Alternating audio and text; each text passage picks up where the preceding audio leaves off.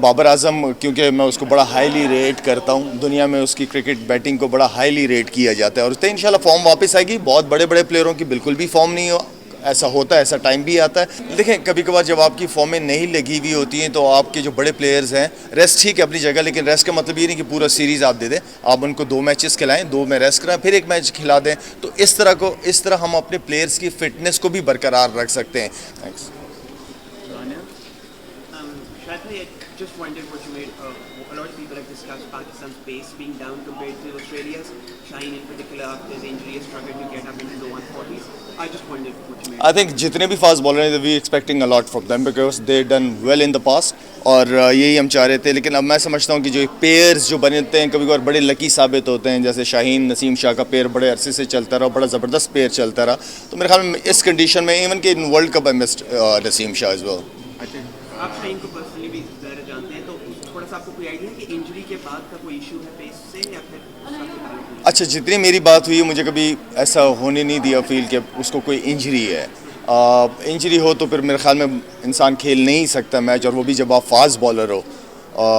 और उसको ख़ुद भी अपनी ज़िम्मेदारियों का पता है कि कितना इंपॉर्टेंट स्पेल रहता है उसके लिए, क्योंकि बाबर हो गए, रिजवान हो गए, शाहीन हो गए, फ़खर हो गए, ये इन लोगों ने पास में इतनी ज़बरदस्त परफॉर्मेंसेस दी है कि हम एक्सपेक्ट कर रहे होते हैं कि हर मैच में या हर इनिंग में वही परफॉर्मेंस देंगे।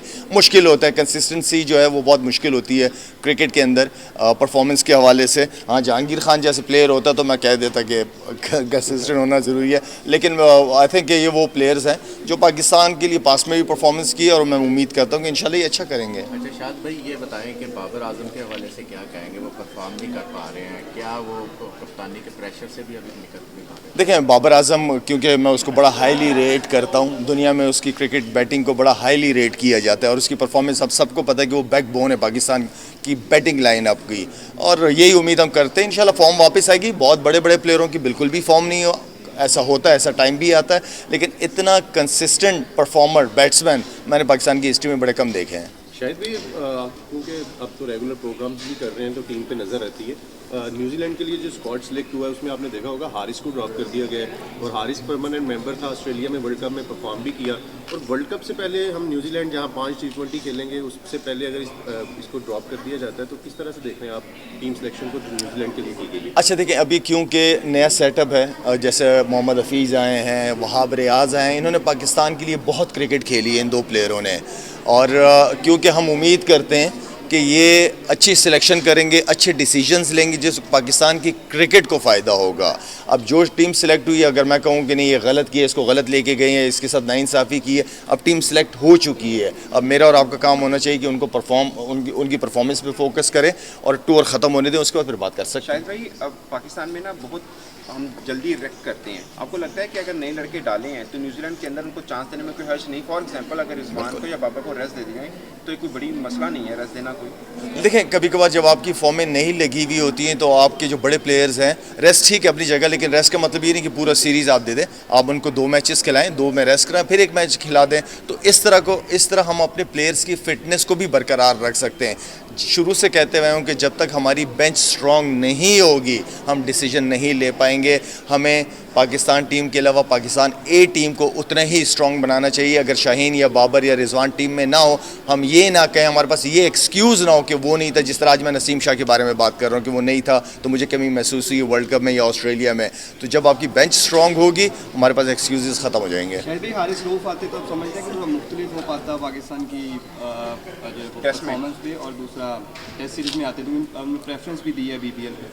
देखिए, मेरे ख्याल में तो यहाँ पे होना चाहिए। वजह क्या है, वो सिलेक्शन कमेटी और उनकी कम्युनिकेशन हुई होगी आपस में, लेकिन हारिस रऊफ मेरे ख्याल में इन कंडीशंस के ऊपर जिस तरह उसकी पेस है वो अच्छा एंजॉय करते हैं यहाँ। Thank you. Jahangir bhai say kind of selection kind of on about going to Sydney for the next test. Pakistan haven't picked a specialist spinner so far. You played your only test in Australia and Sydney.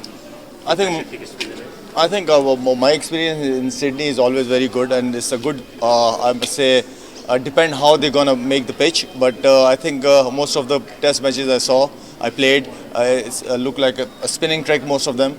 So I think they will go with the spinner, and I think we have a couple of choices. So definitely, let's see what the captain is gonna take a decision. What have you made of how they've gone so far in the series? I think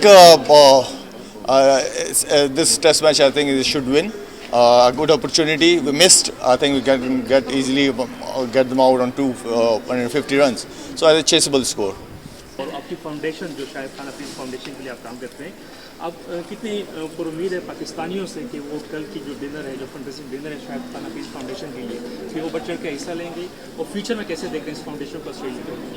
नहीं, माशाल्लाह अब हमेशा से जिस जगह पे हम गए दुनिया में, मतलब चाहे वो यूरोप है, वो अमेरिका है, कनाडा है और ये ऑस्ट्रेलिया मेरा मतलब ख़ास तौर पर शायद कभी मेरा ये पहला ट्रिप है फाउंडेशन के लिए।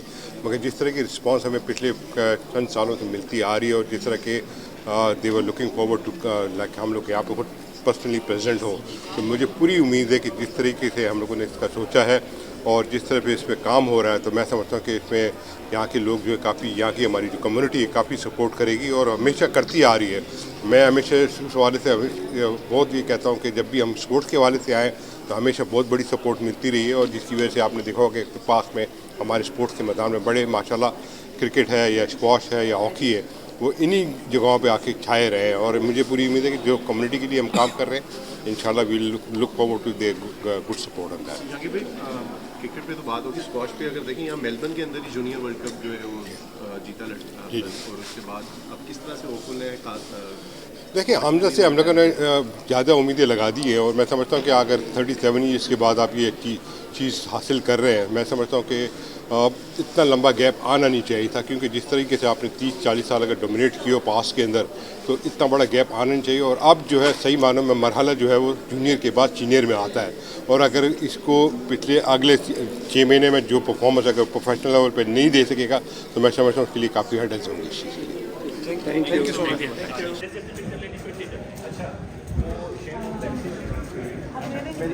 जफर, मेरी बात हो गई है।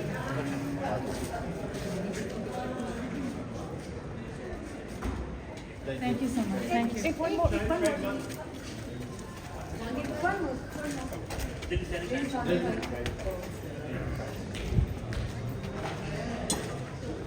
Thank you.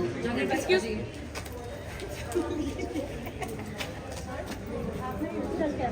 तो भी आएंगे वापस आएंगे। Okay, cool. That one. Ibrahim,